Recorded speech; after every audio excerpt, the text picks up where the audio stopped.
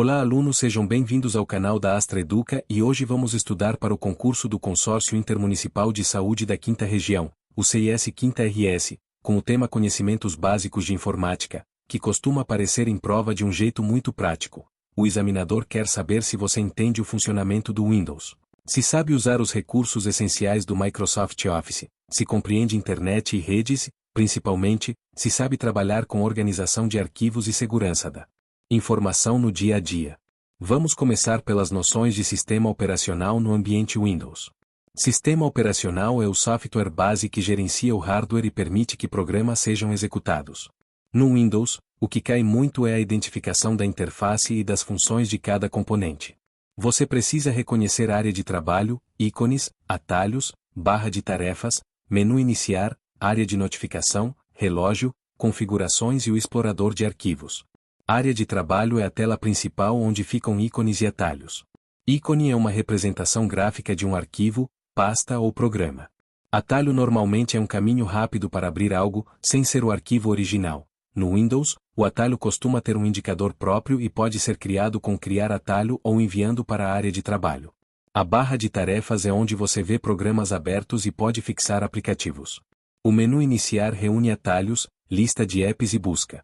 Um ponto muito cobrado é a busca do Windows, que pode localizar programas, configurações e arquivos. Em prova, a banca gosta de perguntar onde mudar configurações de sistema, rede, impressoras, idioma e atualização. Nas versões atuais, boa parte está no aplicativo Configurações. Em versões mais antigas, isso aparecia mais no painel de controle. É comum a prova misturar termos, então entenda a ideia. Painel de controle e configurações são locais de gerenciamento do sistema, e o caminho exato pode variar por versão, mas a função é a mesma. Agora um assunto que despeca em questão: gerenciamento de arquivos, pastas e caminhos. Arquivo é uma unidade de informação armazenada, como um documento do Word, uma planilha do Excel, uma foto ou um PDF. Pasta é um container para organizar arquivos e subpastas. O Windows usa hierarquia, então você tem pastas dentro de pastas. Caminho é o endereço completo de onde algo está. Em geral você verá algo como C2 usuários nome documentos arquivo.docx. A letra C costuma ser a unidade principal, mas podem existir outras unidades, como D, I, ou unidades removíveis, como pendrive. Em prova, atenção aos conceitos de unidade, volume, disco, partição e armazenamento removível. No explorador de arquivos, você tem recursos essenciais: criar pasta, renomear, copiar, recortar, colar, excluir, restaurar da lixeira, pesquisar, ordenar e filtrar. Copiar significa duplicar mantendo o original, recortar significa mover, tirando do local de origem. Colar executa a ação no destino. Excluir normalmente envia para a lixeira, de onde pode ser restaurado. Excluir permanentemente pode ocorrer ao usar Shift mais Delete, e isso costuma ser lembrado em prova. O Windows trabalha com extensões de arquivo, que são os sufixos após o ponto, como .docx, .xlsx, .pptx, .pdf, .jpg. A extensão indica o tipo do arquivo e qual programa tende a abri-lo. Uma pegadinha clássica é arquivo com nome relatório.pdf.rz, em que a extensão real é .rz, ou seja, executável, potencialmente malicioso. Por isso é importante saber que esconder extensões pode ser perigoso e que visualizar a extensão real ajuda a evitar golpes. Outro ponto cobrado são permissões e propriedades. Um arquivo tem propriedades como tamanho, data de criação, data de modificação, e pode ser marcado como somente leitura. O atributo somente leitura impede alterações no arquivo, mas não é uma proteção forte contra cópia, é mais um controle de edição. Há também arquivos ocultos e pastas ocultas, que podem ser exibidos nas opções de exibição. Em questões, eles perguntam como mostrar arquivos ocultos, como compactar e descompactar, e como verificar tamanho em disco. Compactação em .zip reduz tamanho e agrupa arquivos, descompactar extrai o conteúdo. Agora vamos para a edição de textos, planilhas e apresentações no ambiente Microsoft Office. A banca geralmente cobra Word, Excel e PowerPoint, mesmo que o enunciado diga apenas Microsoft Office ou editor de texto, planilha e apresentação. Também é comum aparecer o termo suíte de escritório e a ideia principal é: Word é para texto, Excel é para cálculo e dados, PowerPoint é para slides. No Word, o foco de prova costuma ser formatação e elementos de documento. Você precisa saber diferença entre fonte e parágrafo. Fonte é tudo que envolve letras, como tipo, tamanho, negrito, itálico, sublinhado, cor. Parágrafo é a unidade de texto separada por enter e envolve alinhamento, recuo, espaçamento antes e depois, espaçamento entre linhas, marcadores, numeração e bordas. Alinhamento pode ser à esquerda, centralizado, à direita e justificado. Recuo pode ser da primeira linha, recuo à esquerda e à direita. Uma confusão comum é achar que apertar enter só pula a linha. Na verdade, cria um novo parágrafo, e isso muda a formatação. Se a intenção é só quebrar linha sem novo parágrafo, existe a quebra de linha manual com Shift mais Enter, mas isso depende do contexto e da versão. Ainda no Word, cai muito configuração de página. Orientação pode ser retrato ou paisagem. Tamanho de papel pode ser A4, carta, ofício, e isso importa para a impressão. Margens são espaços em branco nas bordas. Cabeçalho e rodapé são áreas que se repetem em páginas e podem conter número de página, data, nome do órgão e outros elementos. Numeração de páginas pode ser configurada para iniciar em um ou em outro número, e pode ser diferente entre seções. Quebra de página joga o conteúdo para a próxima página. Quebra de seção permite mudar formatação a partir de um ponto, como colocar uma parte em paisagem e outra em retrato no mesmo documento. Um recurso muito cobrado é localizar e substituir. Localizar encontra termos. Substituir troca um termo por outro em massa, com cuidado para não alterar o que não deve. Também aparecem conceitos como corretor ortográfico, dicionário, autocorreção e controle de alterações. Controle de alterações registra edições, útil para revisão colaborativa. Comentários permitem anotações sem mudar o texto. Em concursos, isso aparece como modo revisão, controlar alterações e aceitar ou rejeitar alterações.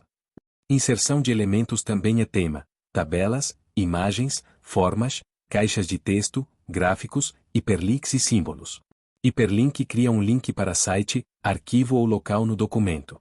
Tabela no Word é para organizar texto em linhas e colunas. Muita gente tenta usar espaços para alinhar, mas a forma correta é tabela ou tabulação. Tabulação cria alinhamento com a tecla Tab, usando paradas de tabulação. Outro ponto é a impressão. Imprimir tudo, intervalo de páginas, seleção, imprimir frente e verso se houver suporte. Agora Excel. Excel é o que mais dá trabalho na prova porque envolve lógica de fórmula. O básico é entender que uma planilha tem linhas e colunas. A interseção é uma célula, identificada por coluna em letra e linha em número, como A1, B3. Um intervalo é um conjunto de células, como A1, C10. Você precisa dominar operações e referências. Fórmulas começam com sinal de igual, como igual a 1 mais B1. Funções são fórmulas pré-prontas, como igual soma, A1 a 10, ou igual média, B1 B5. Dependendo da configuração regional, o separador pode ser ponto e vírgula em vez de vírgula. Isso é importante em prova prática, mas em prova teórica normalmente eles aceitam a ideia geral. Referência relativa e absoluta é um dos tópicos mais cobrados. Referência relativa muda quando você copia a fórmula. Se você tem igual a 1 mais B1 em C1 e arrasta para C2, vira igual a 2 mais B2. Referência absoluta fica fixa com cifrão, como cifrão a cifrão 1. Existe também referência mista, como cifrão a 1 ou a cifrão 1. Isso cai em perguntas de ao copiar a fórmula, o que acontece com as referências. Outra coisa que aparece é a diferença entre copiar e preencher, arrastar a alça de preenchimento, séries e sequências. Funções típicas de concurso: soma, média, mínimo, máximo, conte.valores, conte.num, se, somase, conte.se. A função se costuma aparecer como se condição então valor 1 se não valor 2. Exemplo mental: igual se, A1 igual 60, aprovado, reprovado. Mesmo que você não decore a sintaxe perfeita, entenda a lógica e o tipo de retorno. Eles também gostam de filtros e ordenação. Ordenar pode ser crescente ou decrescente, por número, texto ou data. Filtro permite mostrar apenas linhas que atendem critérios. Tabelas e formatação condicional aparecem como recursos de apresentação de dados. Gráficos são cobrados em conceitos: gráfico de colunas para comparar valores, gráfico de linhas para evolução no tempo, gráfico de pizza para proporção do todo. E atenção! Excel armazena datas como números seriados internamente, então operações com data são possíveis, isso às vezes aparece em questões conceituais. No PowerPoint, o foco é apresentação, slides, layouts, temas, transições, animações e modo de exibição. Slide é cada tela da apresentação. Layout define a organização de título, texto e objetos.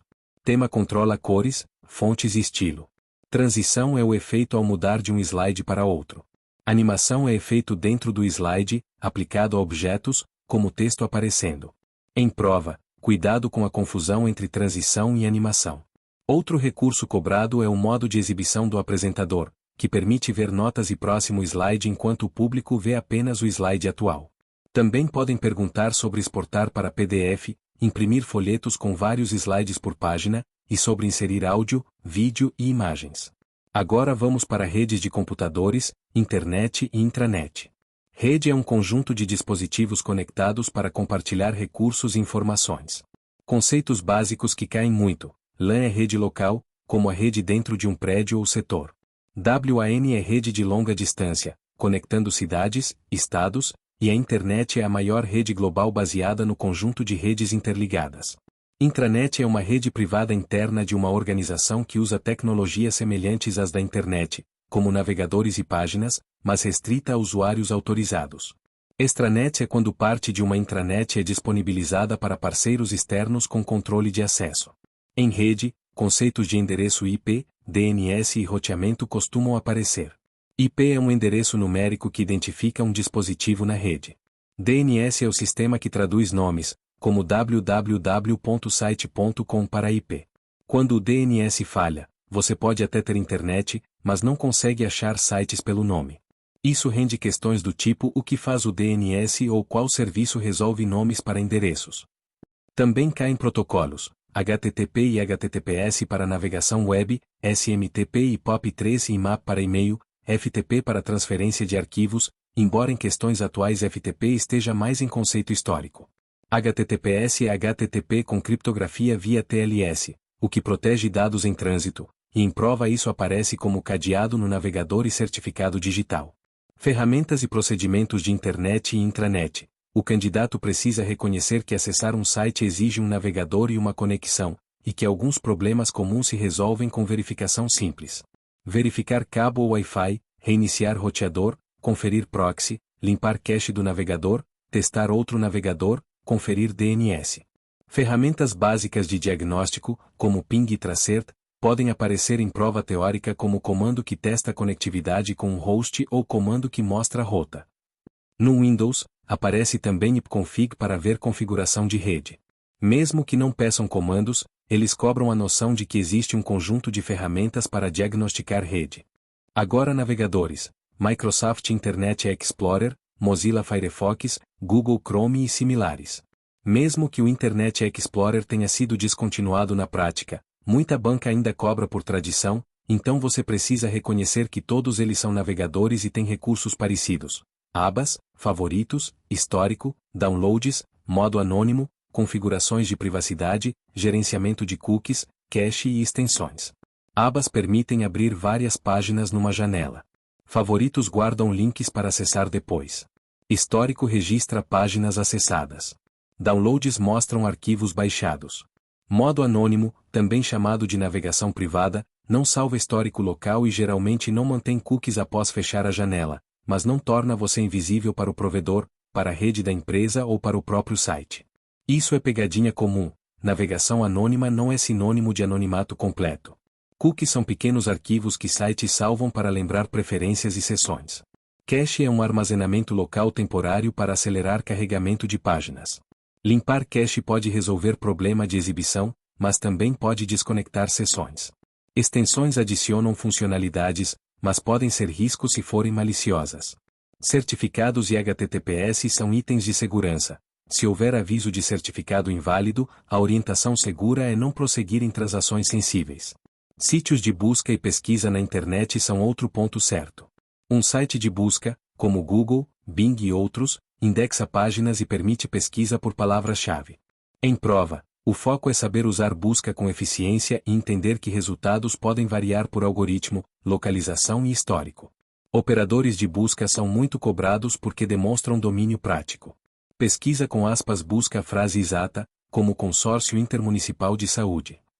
Operador menos, o hífen antes de um termo, exclui palavras, como concurso municipal para tirar resultados com a palavra municipal. Operador site, restringe a um domínio, como site rs.gov.br. Operador filetype, restringe tipo de arquivo, como filetype PDF. Isso aparece como pergunta direta ou como alternativa em que só uma opção é um operador real. Redes sociais também entram no conteúdo, normalmente em conceitos e riscos. Rede social é uma plataforma de interação e compartilhamento, com perfis, seguidores, conexões, postagens, comentários e mensagens. Em prova, o importante é entender duas frentes, uso e segurança. No uso, redes sociais são canais de comunicação e divulgação e podem ser acessadas via aplicativo ou navegador, e normalmente exigem conta. Em segurança, o maior risco é exposição de dados, engenharia social e golpes. Engenharia social é quando o atacante manipula a pessoa para que ela mesma entregue informação ou execute uma ação, como clicar num link, baixar um arquivo, informar senha ou código de verificação. Golpes comuns incluem mensagens falsas de suporte, links para páginas clonadas, e pedidos urgentes de dinheiro. Questões podem cobrar boas práticas, ajustar privacidade, evitar publicar dados sensíveis, desconfiar de links, ativar autenticação em 2 fatores, revisar permissões de aplicativos conectados à conta. Agora computação em nuvem, Cloud Computing. Aqui você precisa separar 2 conceitos que a banca confunde de propósito. Computação em nuvem não é só armazenamento. Computação em nuvem é a entrega de recursos de computação pela internet, como servidores, bancos de dados, processamento e softwares, com escalabilidade e pagamento conforme uso em muitos casos. Um jeito clássico de a prova cobrar é por modelos de serviço. Software como serviço, SaaS, é quando você usa um aplicativo pronto via internet, como e-mail corporativo web, Microsoft 365, Google Workspace. Plataforma como serviço, PaaS, é um ambiente para desenvolver e hospedar aplicações sem gerenciar servidores diretamente. Infraestrutura como serviço, IaaS, é quando você aluga máquinas virtuais, redes e armazenamento como base e você instala e administra sistemas e aplicativos. Mesmo que o edital não traga essas siglas, as bancas gostam de testar a ideia de que a nuvem pode oferecer software, plataforma ou infraestrutura. Armazenamento de dados na nuvem, Cloud Storage, é um serviço específico para guardar e sincronizar arquivos, como OneDrive, Google Drive, Dropbox e similares. A prova pode perguntar o que significa sincronizar. É manter uma cópia local e uma cópia na nuvem atualizadas. Se você altera localmente, envia para a nuvem. Se altera na nuvem, atualiza localmente, dependendo da configuração. Isso melhora a disponibilidade, mas exige atenção com espaço, permissões e compartilhamento. Compartilhamento pode ser por link, por convite a e-mails específicos, com níveis de permissão como apenas visualização ou edição. Pegadinha comum: link público pode expor documento a pessoas não autorizadas.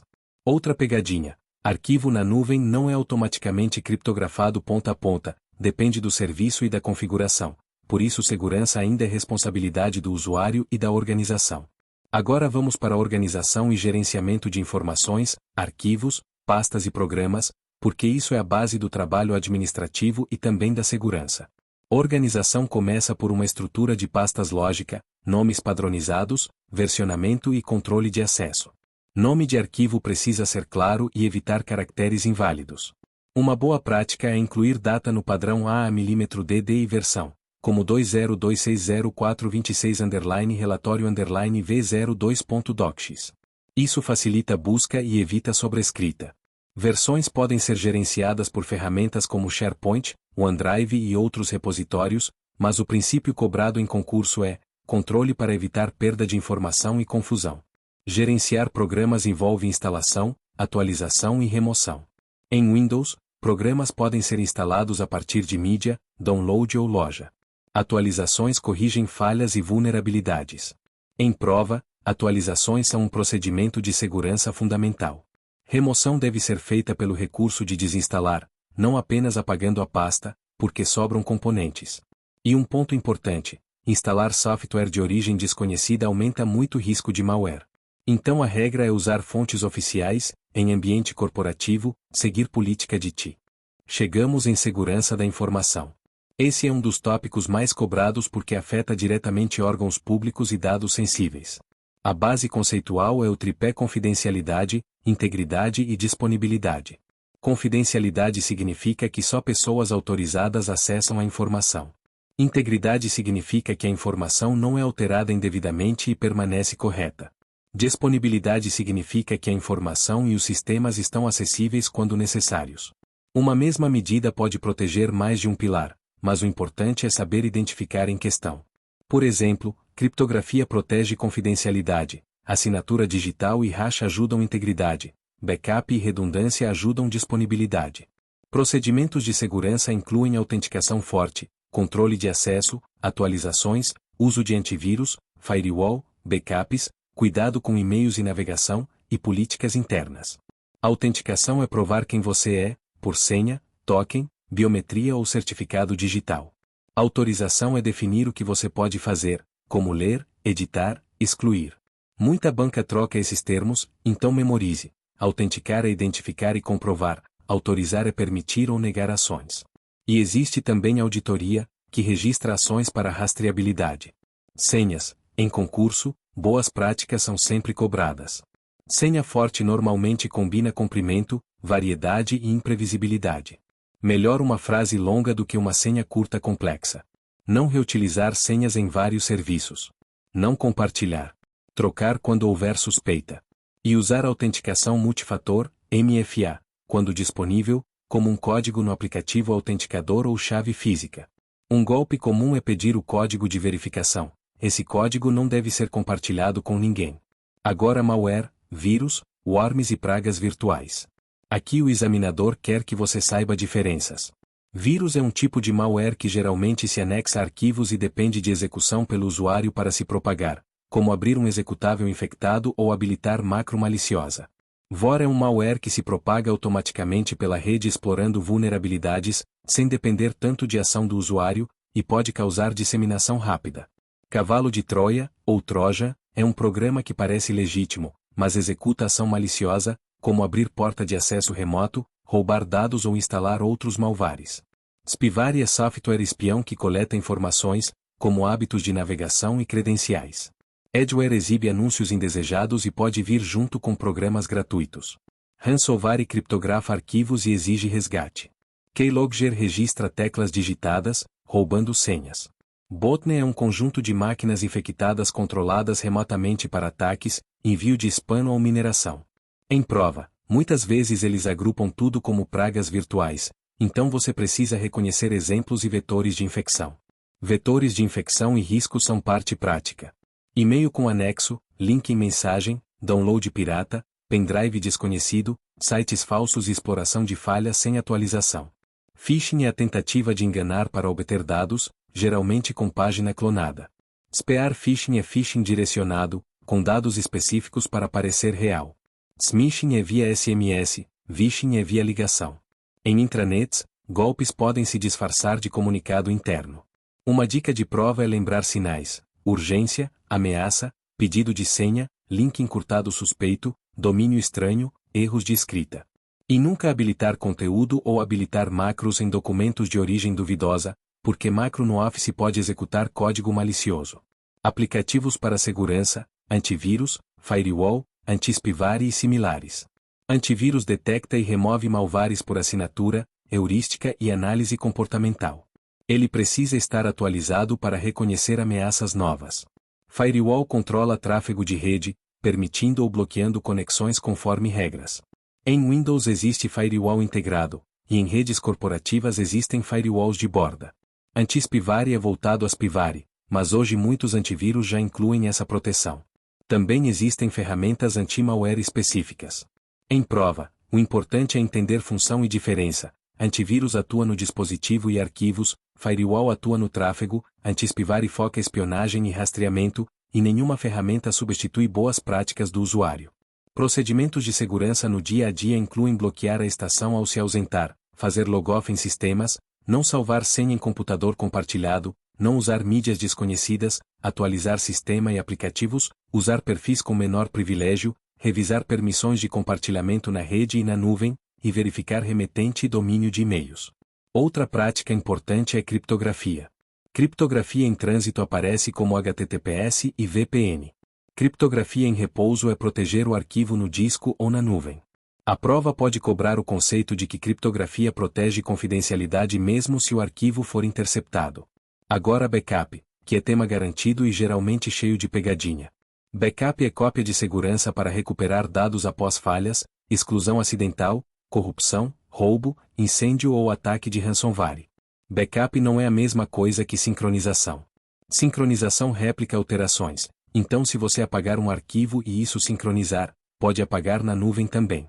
Backup é voltado a histórico e recuperação, conversões e possibilidade de restaurar.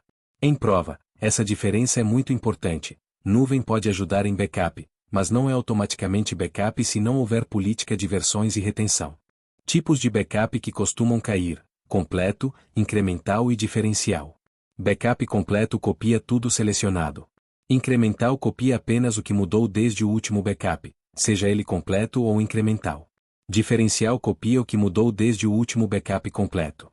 Em restauração, o completo é mais simples, mas pode ser mais lento e ocupar mais espaço.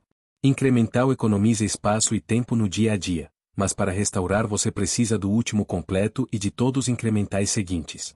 Diferencial fica no meio termo, precisa do último completo e do último diferencial.